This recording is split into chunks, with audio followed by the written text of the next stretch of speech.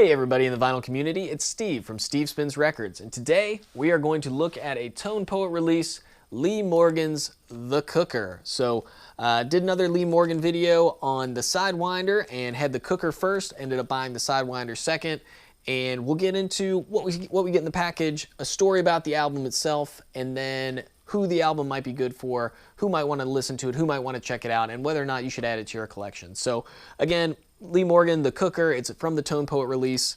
I forget which month in 2020 it came out, but it was a 2020 part of that series, master from the original analog tapes, recorded by Rudy Van Gelder at Van Gelder Studios in Hackensack, New Jersey. The reissue was supervised by Joe Harley and then mastered by Kevin Gray at Coherent Audio. And Kevin Gray, he's the person who masters all of these things, and I don't know how he has time in the world to do what he does. But Kevin Gray, if you're ever watching this video, thanks man, because your work is fantastic and it's made my collection so much better. This is again manufactured at RTI on 180 gram vinyl. So without further ado, let me pop the record out the back. I had it riding in the back in a MoFi sleeve. Just a quick look at the composition of the record. So you got A Night in Tunisia, then Heavy Dipper, just one of those things, Loverman and New Ma. And then you've got the folks on the record. Let's see if I don't have it here, but I'll pop it open and we'll see it on the inside. So here you go. You've got the front cover there. And this record was released in late February of 1958, and it was recorded in September of 1957, so it had a couple months before it came out. It is 38 minutes and 51 seconds. And one of the outstanding things about this record is Lee Morgan recorded this record 2 weeks after playing trumpet on Blue Train. So again, Blue Train was probably the first Coltrane album that got a lot of critical acclaim out there, and Lee Morgan was the trumpet player on it.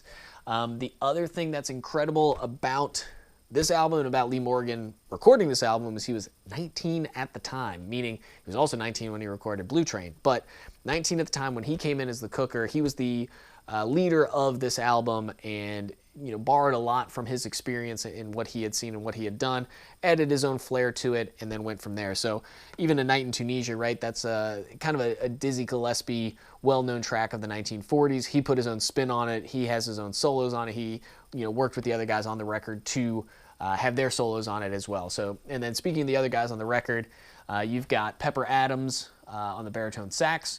You've got Bobby Timmons on the piano. Let's see, I might actually be in here. Yeah, here we go.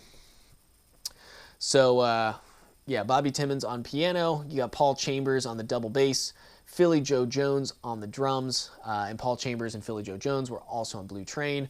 Again, the whole Philadelphia connection, the whole Pennsylvania connection that is appearing more and more in jazz in the 1960s. A lot of great talent was in Philadelphia at the time, which I didn't know. I found out as I was doing the research into this album and into the Sidewinder as well. So the other thing that was happening at the time was there was a huge push in productivity for Lee Morgan in particular, and he, I believe, was on 6 LPs in a span of 10.5 months, right? So that's something that I also didn't realize is the way that this was working was that these guys would, be in and around New Jersey, New York.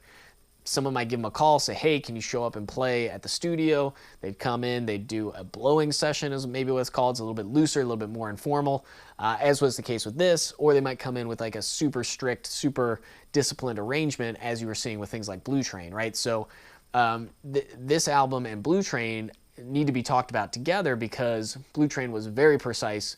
It required a lot of discipline when you're playing it, whereas this one is a little bit more free-flowing, a little bit more laid back and relaxed. So again, you'll hear that as you're listening to the albums, which again, without knowing that detail, you might pick up on it, but you definitely, once you know about that and once you understand that, hey, Blue Train, very precise, very methodical. This, a little bit more laid back, a little bit more informal, you'll kind of hear that come alive in the music. So the other thing that was interesting about this is Lee Morgan cut the group size down a little bit for this record.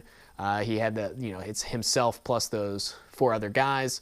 And so the other cool thing is his homage to his mentor, Dizzy Gillespie, with A Night in Tunisia to kick it off. Again, you know, one of those songs that you'll hear and you'll recognize along the way, but just a nice tribute to someone that was very influential in Lee Morgan's jazz career. So on the back, you've got a review from Robert Levin, which is great. You know, again, super high quality packaging, as to be expected. Gatefold jacket with the Tone Poet stuff that's going on. Covered by Reed Miles, of course, as it was going in, recording with Rudy Van Gelder in Hackensack, New Jersey at the Van Gelder studio. The photography was by Francis Wolf. All that fun stuff. Everything you get with the Tone Poet, you're getting with the Cooker. So again, this is a great record to have in general, but it's also great if you're into jazz, if you're into the Tone Poet series. I would definitely consider checking this one out. What I typically like to do with these types of records is listen to them a time or two or three or four on Spotify before I go ahead and purchase, because it helps me to get more familiar with the music, to understand if I'd like it, to understand if it's appealing to me, if I like the vibe, if I like the songs, if I like you know, the way it sounds, and ahead of time then before committing the money, right? So definitely check it out if you're interested.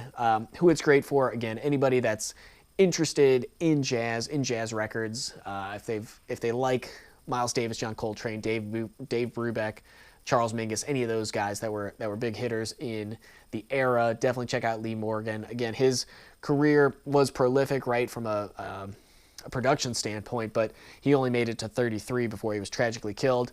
I think there's a documentary about it, so check that out if you want the full story about Lee Morgan. But again, one of the lesser known, maybe less mainstream, less talked about jazz artists of the time, if you're not running in jazz circles or talking about jazz in the 1950s and 60s. So definitely worthwhile. Would recommend checking it out. Would recommend getting it. I think it retails for around 30 bucks. I can't remember exactly how much I paid for this one, but it seemed like a good price for what you're getting. And again, if you were to get this record in any other reissue or release or what have you, it's going to cost a lot more than the 30 bucks you're shelling out for a Tone Poet. So again, really another one of those Tone Poets where you can't go wrong. All right, if you made it this far in the video, thank you for watching. We went through the insides. Oh, I think we forgot to show the record. Here we go. Let's show the record. It's standard Blue Note fare here. So you got the 180 gram vinyl on black. You've got the Blue Note record label. There you have it. So nothing too crazy, nothing out of the ordinary from what you'd expect.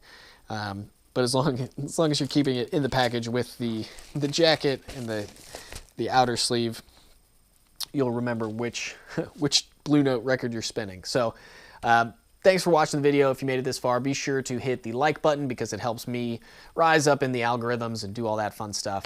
Also hit the subscribe button if you want to check out more records with me along the way as we go through and check out what's in the package, talk about the album itself, and then who the music might be good for or where you want to listen to it. This is a great album. You can put it on pretty much whenever. It's got a lot of energy to it, as the name implies, the Cooker. It's much, again, like I said, a little bit more laid back than some of the Coltrane releases of the time. A little bit more free-flowing, informal stuff like that. So check it out if you're into that type of jazz. If you need something to put on and just hang out and chill, would recommend for that. So yeah, that's the Cooker by Lee Morgan from the Tone Poet series. Thanks for watching. This is Steve from Steve Spins Records, signing off.